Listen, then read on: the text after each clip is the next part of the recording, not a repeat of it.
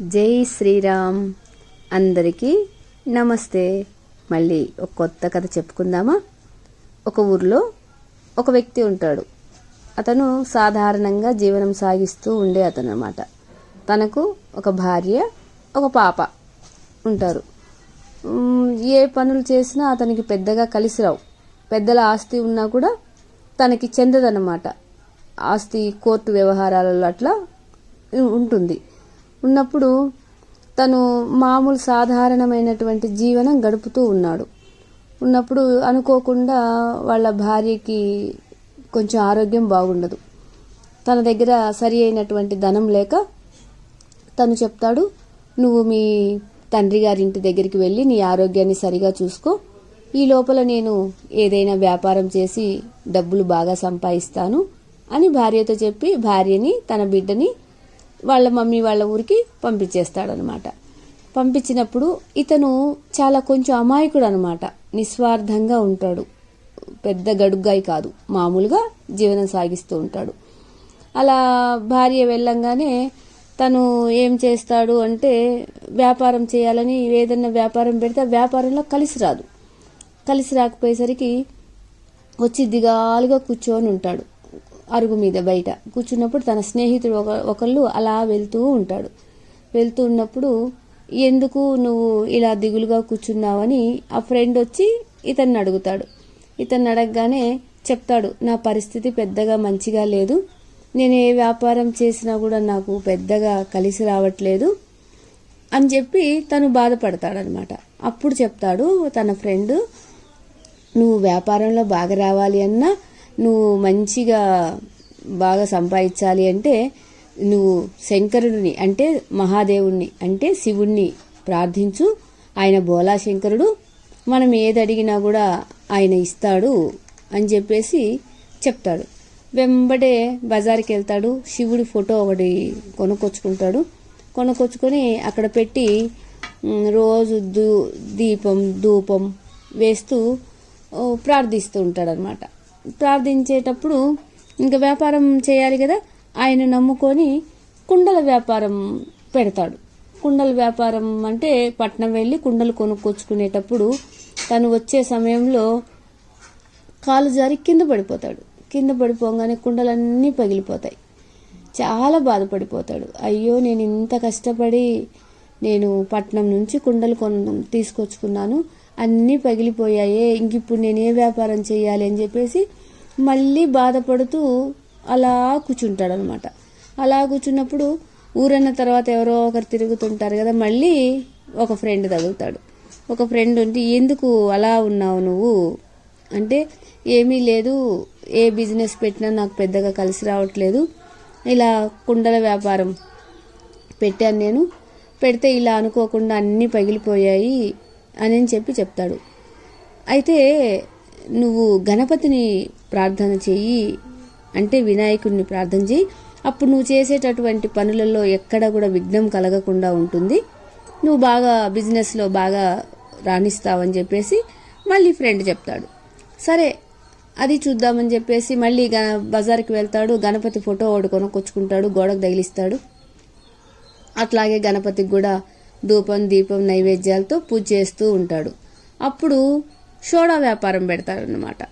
Soda వ్యాపారం అంటే వేరే ఊరికి వెళ్ళి అక్కడ వ్యాపారం చేస్తున్నప్పుడు అనుకోకుండా కొన్ని రోజులకి ఫుల్ వర్షాలు స్టార్ట్ అవుతాయి. తుఫాన్ అనమాట. తుఫాన్కి ఎవరు సోడాలు కొనుక్కుంటారు? ఎవరు తాగరనమాట.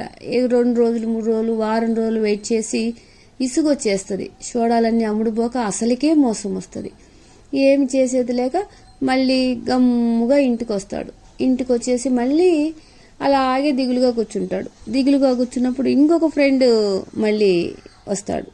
వచ్చినప్పుడు ఏంటి అలా ఉన్నావంటే, నేను సోడా బిజినెస్ పెట్టాను, నాకు పెద్దగా కలిసి రాలేదు అంటే, నువ్వే దేవుణ్ణి పూజిస్తున్నావు అని అడుగుతాడు. అంటే నేను గణపతిని ప్రార్థించాను అంటే, ఆ గణపతిని ప్రార్థించావా? గణపతి భోజన ప్రియుడు, ఆయన భోజనం మీదనే ఆయనకి ఇష్టం ఉంటుంది, నీ కష్ట సుఖాలు ఎక్కడ వింటాడు ఆయన అని చెప్పేస్తాడు. అందుకని నువ్వు వెంకటేశ్వర్ల స్వామిని ప్రార్థన చెయ్యి, పూజించు, ఆయనైతే ఆపద ముక్కులవాడు, అనాథ రక్షకుడు, మనం ఏది అడిగినా కూడా మనకిస్తాడు, సహాయం చేస్తాడు ఆయన అని చెప్పేసి చెప్తాడనమాట. చెప్పంగానే మళ్ళీ ఇతను బజార్కి వెళ్తాడు, వెంకటేశ్వర స్వామి ఫోటో కొనుక్కొచ్చుకుంటాడు, గోడకు తగిలిస్తాడు. మళ్ళీ యథాప్రకారం ధూపం దీపం నైవేద్యాలతో పూజ చేస్తూ ఉంటాడు. పూజ చేసేటప్పుడు ఇంకా మళ్ళీ బిజినెస్ పెట్టాలి కదా, అరటిపళ్ళు బిజినెస్ పెడతాడనమాట. అరటిపళ్ళు బండి నిండా కొనుక్కొని ఊర్లో తోపుకుంటూ నడుపుకుంటూ అమ్ముకోవాలి కదా. ఈ అమ్ముకునే సమయంలో బాగా విపరీతంగా ఎండ వచ్చేస్తుంది. ఎండ రాగానే సాయంకాలానికి అరటిపళ్ళు మొత్తం నల్లగా మారిపోతాయి. నల్లగా మారిపోతే కొనేవాళ్ళు ఎవరు కొనరు, రేటు పలకదు. అందుకని చాలా తక్కువ రేటుకి అమ్ముకొని నష్టంతో ఇంటికి వచ్చేస్తాడనమాట. ఇంటికి వచ్చి అయ్యో ఈ బిజినెస్ కూడా నాకు పనికి రాలేదు, నాకు కలిసి రాలేదని చెప్పేసి మళ్ళీ దిగాలుగా కూర్చుంటాడు. కూర్చున్నప్పుడు మళ్ళీ ఇంకొక ఫ్రెండ్ వస్తాడు. వచ్చినప్పుడు అడుగుతాడు, ఏంటి అలా ఉన్నారు అంటే, ఇలా నేను వెంకటేశ్వర స్వామిని నమ్ముకొని అరటిపళ్ళు బిజినెస్ పెట్టినప్పుడు నాకు ఇలా నష్టం వచ్చింది, ఆ భగవంతుడు కూడా నాకు సహాయం చేయలేదు అని అడిగితే, భలే వాడివే నువ్వు, వెంకటేశ్వర స్వామిని అడిగావు సహాయము, ఆయనే కుబేరుడికి అప్పున్నాడు, ఆయన అప్పులు తీర్చుకోవడానికి ఆయనకే సరిపోదు, మళ్ళా నీకెక్కడ సహాయం చేస్తాడు, వచ్చే భక్తుల్ని చూసుకొనే సరిపోతుంది అని చెప్పేస్తాడు. చెప్పి నువ్వు ఆంజనేయ స్వామిని ప్రార్థించు, ఆయనైతే శ్రీరాముడు అంతటి వాడికి కూడా ఆపదలో ఉన్నప్పుడు సహాయం చేశాడు, ఆయన చాలా గొప్పవాడు, నువ్వు ఆయన్ని సహాయం అడుగు, ఆయన నీకు సహాయం చేస్తాడు అని చెప్తాడు. అప్పుడు మళ్ళీ ఇతను ఏం చేస్తాడు, మళ్ళీ బజార్కి వెళ్తాడు. మళ్ళీ ఆంజనేయ స్వామి ఫోటో కొనుక్కొని వచ్చి మళ్ళీ గోడకు తగిలించి చక్కగా ఆంజనేయ స్వామికి కూడా ధూపదీప నైవేద్యాలు పెట్టి పూజ చేస్తూ ఉంటాడనమాట. అప్పుడు ఏం బిజినెస్ పెడతాడు, పచ్చడి జాడీలు అమ్మే బిజినెస్ అనమాట.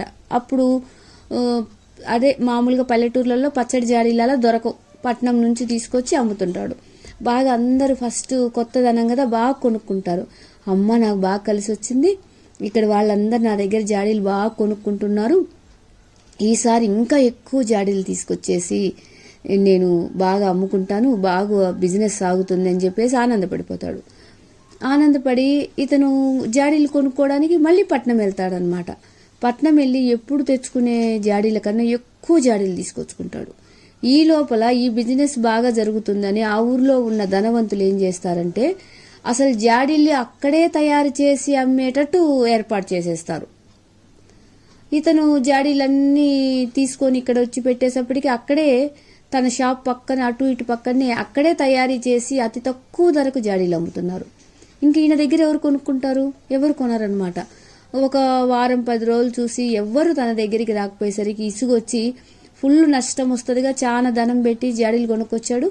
ఇంకా ఏమి చేసేది లేక ఇంకా నాకు ఈ బిజినెస్ కలిసి వచ్చేటట్లేదు, వద్దు, అయినా ఇంకా డబ్బు కూడా ఉండదు తన దగ్గర, అన్ని బిజినెస్లు పెట్టి అయిపోతుంది అనమాట. ఇంకా నేనేం చేసేది లేదని చెప్పేసి బాధతో తన భార్య దగ్గరికి వెళ్ళిపోతాడు.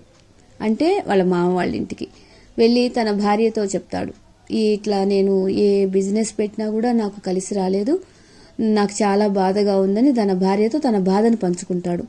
అప్పుడు ఆమె ఏం చెప్తుంది అంటే, సరే అండి, మీరు ఇంతమంది దేవుళ్ళను ప్రార్థించారు, నేను కాదు అనను, కానీ మన కులదైవమైనటువంటి కనకదుర్గామాతను మీరు ప్రార్థించండి, ఆమె మన కష్టాలను తీరుస్తుంది అని చెప్పేస్తుంది అనమాట. చెప్పంగానే అయ్యా ఎక్కడో తనకు ఒక ఆశ ఉంది మనసులో, అవును కదా మన కులదైవం కదా అని చెప్పేసి మళ్ళీ వెళ్తాడు. మళ్ళీ వెళ్ళి చాలా భక్తితో అనమాట, భక్తితో అమ్మవారు కనకదుర్గ అమ్మవారు ఫోటో తీసుకొచ్చి ఆమెను కూడా గోడకి పెట్టి బాగా ధూపదీప నైవేద్యాలు వేసి ప్రార్థన చేస్తాడు, మనస్ఫూర్తిగా చేస్తాడనమాట. అమ్మా, ఇంకా వ్యాపారం చేయడానికి నా దగ్గర ధనము ఏమీ లేదు, అన్నిటికీ నువ్వే కాపాడాలి, నువ్వు తప్ప నాకు వేరే దిక్కు లేదు అని ఎంతో భక్తితో భయంతో బాధతో ఆమెను ప్రార్థించి అలా బయటకు వస్తాడు. బయటికి వచ్చి ఇంకేం బిజినెస్ పెట్టాలనుకోవట్లేదు, అంటే తన దగ్గర ధనం లేదు, ఆమె ప్రార్థిస్తాడు, బయటకు వచ్చేసి అలా నించుంటాడు. ఈ లోపల ఒక వ్యక్తి అతని కోసం వచ్చి ఆల్రెడీ నిలబడి ఉంటాడు. ఏంది ఇక్కడ నించున్నావు అని ఇతను అడగగానే, ఏం లేదయ్యా, ఇదిగో మీరు కోర్టులో ఉన్నింది కదా మీ కేసు మీ వైపుకు వచ్చేసింది, మీ పూర్వీకుల ఆస్తి మొత్తం నీకే వచ్చింది, మీకు ఏ ఇబ్బందులు లేవనేసి ఆ ఆస్తి పేపర్లు తన చేతిలో పెడతాడనమాట. అతను ఎంతో ఆనందపడి, అమ్మవారు కనకదుర్గమ్మ నన్ను కాపాడారు, నా మొర ఆలకించారని గబగబా లోపలికి వెళ్ళి ఆ పేపర్లు ఆమె దగ్గర పెట్టి ఆమెకు ధూపదీప నైవేద్యాలతో పూజ చేస్తూ ఉంటాడు. అలా రోజు చేస్తూ ఉంటాడు. చేస్తున్నప్పుడు ఏం జరుగుద్ది అంటే, ఈ ధూపం ఏమవుతుందంటే మా పక్కన ఉన్న ఫోటోలకు కూడా వెళ్ళిపోతూ ఉంటుంది.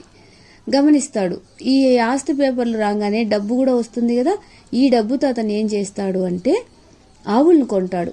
ఆవులను కొని పాల బిజినెస్ పెడతాడు. పాల బిజినెస్, ఆవుల బిజినెస్ చాలా చక్కగా తనకి బాగా కలిసి వస్తుంది అనమాట. ఊర్లో వాళ్ళు తన దగ్గరికి రావడం కానీ, ఆవు పాలు కొనుక్కోపోవడము, అట్లా బాగా మంచిగా కలిసి వస్తుంది. చాలా ఆనందంగా ఉంటాడనమాట. బాగా ఆనందంగా ఉంటూ రోజు ఆమెను ప్రార్థిస్తూ ఉంటాడు. ఒకరోజు ధూపం కూడా వేస్తూ ఉంటాడనమాట. వేసేటప్పుడు అలా అమ్మవారి సాయి చూస్తూ, అమ్మ నీ కరుణ వల్ల నేను ఈరోజు మంచి పొజిషన్లో ఉన్నాను, బాగా బిజినెస్ కలిసి వచ్చిందని అట్లా చూస్తూ ఉంటాడు. ఈ చూసేటప్పుడు ఆ ధూపం ఏమవుతుందంటే పక్కన ఉన్న ఫోటోల వైపు వెళ్ళిపోతుంది. ఫోటోల వైపు పోగానే చూసి ఇతను కొంచెం అమాయకుడు కదా, అప్పుడు ఏమనుకుంటాడంటే వీళ్ళెవ్వరూ నాకు సహాయం చేయలేదు, వీళ్ళ వైపుకి ఈ ధూపం వెళ్ళకూడదు, నువ్వు నాకు సహాయం చేసావు కాబట్టి ఈ ధూపం నీకే చెందుతుంది, వీళ్ళకి ఎవ్వరికి చెందకూడదు అని చెప్పేసి మిగతా ఫోటోలకి కర్టన్ వేసేస్తాడు. వాళ్ళు పీల్చుకుంటున్నారు అని కర్టన్ వేసి, మీకు ఈ ధూపం పీల్చుకునే అర్హత లేదు అని చెప్పేసి వచ్చి పక్కన నించుంటాడు. పక్కనైతే ఎప్పుడు నించుంటాడో ఆ పక్కనున్న ఫోటోలలో నుంచి మెరుపులు వచ్చి శివుడు, గణపతి, ఆంజనేయ స్వామి, వెంకటేశ్వర స్వామి వీళ్ళందరూ ప్రత్యక్షమవుతారు. ప్రత్యక్షమయ్యి ఎందుకు వాళ్ళు వచ్చి నవ్వుతుంటారనమాట. నవ్వుతుంటే ఇతను అడుగుతాడు, ఎందుకు మీరు నవ్వుతున్నారు అని అంటే, నువ్వు చేసిన పనికి మాకు నవ్వు వస్తుంది అని చెప్తారు. సరే గాని ఇన్ని రోజులు నేను ఎంత పూజలు చేసినా కూడా మీరు నాకు ప్రత్యక్షం అవ్వలేదు, ఇప్పుడు ఎందుకు మీరు ప్రత్యక్షమయ్యారు అని అడుగుతారు. లేదు నాయన, ఇన్ని రోజులు నువ్వు చేసినట్టు పొరపాటు ఏంది అంటే మమ్మల్ని కేవలం ఒక చిత్రపటంగా భావించి నువ్వు ప్రార్థించావు. ఈరోజు నిజంగానే మేము ఉన్నాము అని నమ్మి ఆ ధూపం మేము పీల్చుకుంటున్నాము అని చెప్పేసి మాకు కర్టనలు వేసావు కదా, మేము ఉన్నాని ఎప్పుడైతే నువ్వు విశ్వసించావో అప్పుడు మేము మీకు దర్శన భాగ్యం ఇచ్చాము. అలాగే ప్రతి మానవుడు కూడా మేము ఉన్నాము అనే నమ్మకంతో ప్రార్థిస్తే మేము కంపల్సరీగా వాళ్ళకి సహాయం చేస్తాము.